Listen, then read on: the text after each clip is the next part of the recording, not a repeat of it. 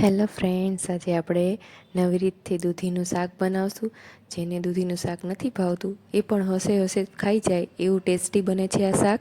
તેના માટે મેં અહીંયા એક દૂધીને આવા ઝીણા પીસીસ કરી લેવાના છે પતલા, અને એમાં 2 ચમચી શેકેલો ચણાનો લોટ એડ કરવાનો છે. અને તેમાં આપણે અડધી ચમચી હળદર પાવડર એડ કરવાનો છે, અને 1 ચમચી લાલ મરચું એડ કરવાનું છે, અને થોડું મીઠું અડધી ચમચી જેટલું એડ કરવાનું છે, અને 1 ચમચી તેલ એડ કરશું. અને આ બધાને આપણે સરખી રીતના મિક્સ કરી લેવાનું છે. બહુ વધારે પડતું આપણે અહીંયા મિક્સ નહીં કરી, નહીં તો દૂધીમાંથી પાણી છૂટશે. હવે બધું સરખી રીતના વ્યવસ્થિત કોટિંગ આપણે ચણાના લોટનું આવી રીતના થઈ જાય એટલે આપણે એક લોઢી ઉપર આવી રીતના અથવા નોનસ્ટિક પેનમાં થોડુંક તેલ લેવાનું છે, 2 ચમચા જેટલું, અને તે આવી રીતના દૂધીના પીસીસ છે એ બધા મૂકી દેવાના છે. અને આપણે એને સેલો ફ્રાય કરશું. બધા એક બાજુ શેકાઈ જાય એટલે એને આપણે બીજી બાજુ ટર્ન કરી દેવાના છે. અને આપણે ગેસની ફ્લેમ મીડિયમ રાખશું, બહુ ફાસ્ટ ફ્લેમ ઉપર આપણે એને નથી શેકવાના. હવે આવા થોડા બ્રાઉન થઈ જાય એટલે આપણે એને લઈ લેશું. અને હવે આપણે ગ્રેવી બનાવવાની છે. અહીંયા મેં એક મોટું ટમેટું લીધું છે, અને એમાં 3 થી 4 કળી લસણની લીધી છે. તમે લસણ સ્કીપ કરી શકો છો જૈન ખાતા હોય તો.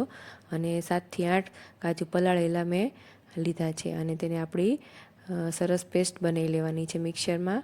હવે આપણી પેસ્ટ રેડી છે. હવે એક વાસણમાં 2 ચમચા જેટલું તેલ લેવાનું છે, અને તમે એમાં 1 ચમચી જીરું એડ કરવાનું છે, અને ચપટી હિંગ એડ કરશું, અને બનાવેલી પેસ્ટ છે એ એડ કરશું. જો તમારે આ શાકને તમે જૈન શાક પણ બનાવી શકો છો. હવે આ પેસ્ટને આપણે સારી રીતના સાતળી લેવાની છે ધીમા તાપ ઉપર, અને તેલ છૂટું પડે પછી તેમાં આપણે 2 તીખા લીલા મરચાં છે એ એડ કરશું, અને અડધો કપ જેટલું પાણી એડ કરવાનું છે, અને સ્વાદ પ્રમાણે મીઠું ગ્રેવીના ભાગનું એડ કરવાનું છે. હળદર એડ કરશું, અને ધાણા જીરું પાવડર એડ કરશું 1 ચમચી.